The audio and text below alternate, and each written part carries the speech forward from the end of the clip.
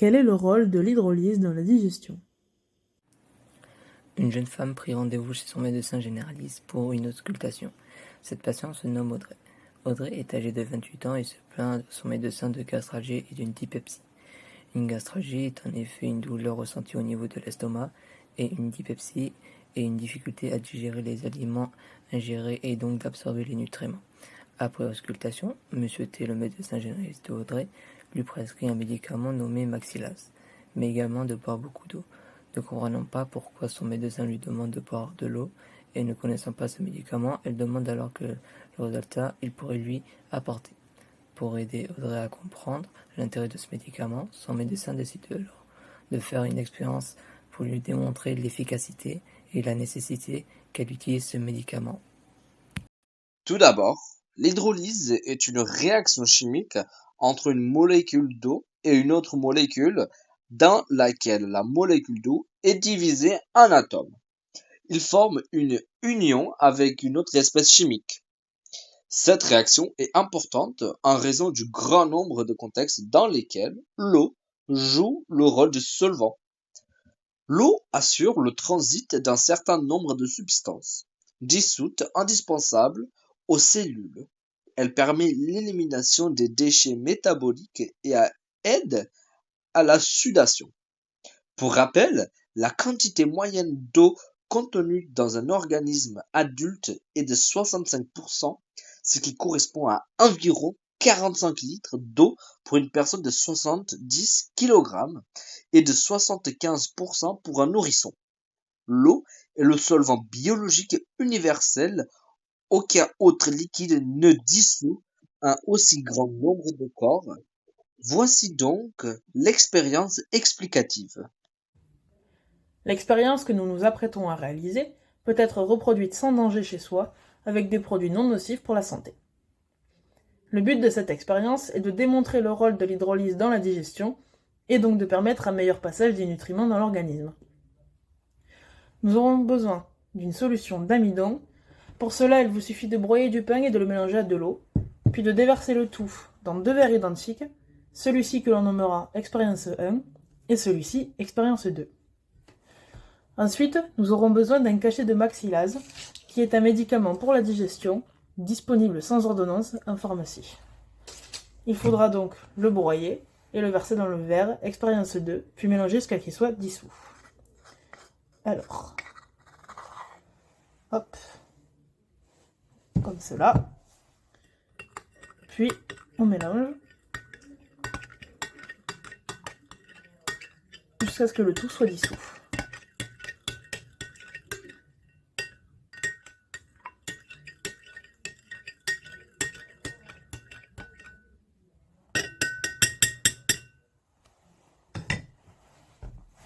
Voilà. Enfin, nous aurons besoin de nous munir de 2 bandelettes révélatrices de glucose et en placer une dans chaque verre. Donc, voici à quoi elle ressemble. Nous nous fierons à celui-ci, car c'est grâce à cela que l'on pourra révéler s'il y a du glucose ou non. Donc, on en place une dans chaque verre. Voilà.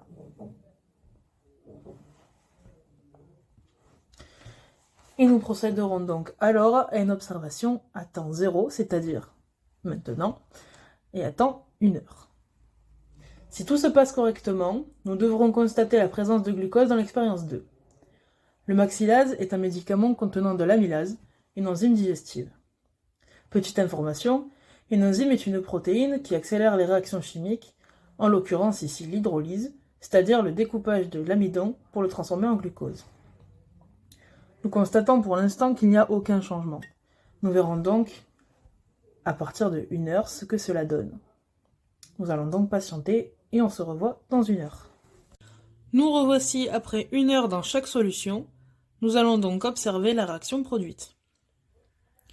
Nous pouvons voir que le réactif, c'est-à-dire le Maxilase, a fait effet dans l'expérience numéro 2 et très légèrement dans l'expérience numéro 1, et nous pouvons nous fier grâce à ce petit carré ici pour l'expérience numéro 2 et celui-là pour l'expérience numéro 1.